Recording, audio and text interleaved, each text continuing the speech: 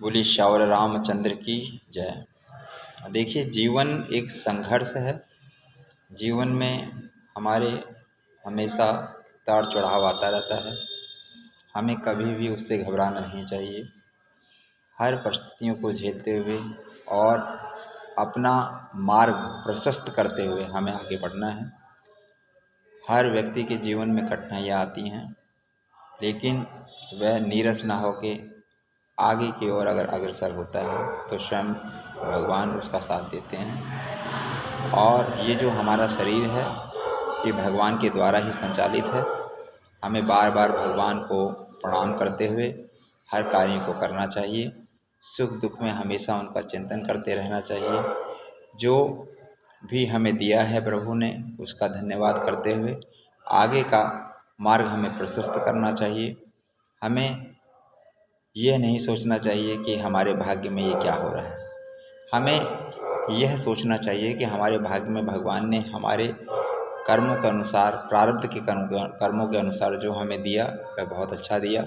और अब हम नए नए कार्यों को अपने कर्मों के द्वारा सृजन करके हम उनको और उनसे ऐसी गति अपने आप को दें जिससे हम समाज में एक अलग ही रूप दे सकें। हमारा दायित्व है हम जिसके साथ रहते हैं उसका मान सम्मान हो और उस व्यवस्था को हम अपने साथ लेकर चलें।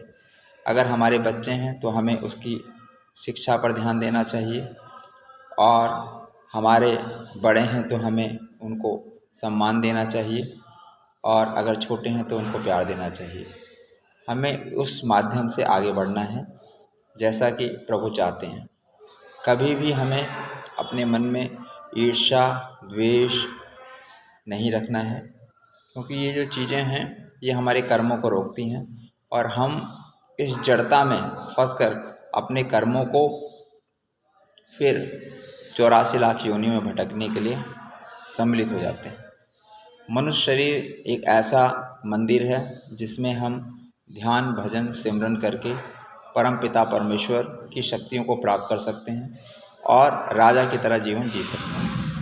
आपने देखा हमारे भारतवर्ष में विभिन्न प्रकार के बड़े बड़े योद्धा हुए, जैसे सुभाष चंद्र बोस, गांधी जी, अन्य प्रकार के कई ऐसे साधु संत हुए हैं, या सामाजिक स्तर पे ऐसे प्रतिबिंब वाले व्यक्ति हुए हैं जिन्होंने से इसमें रह करके समाज में, देश में और राष्ट्र का नाम गौरव किया है।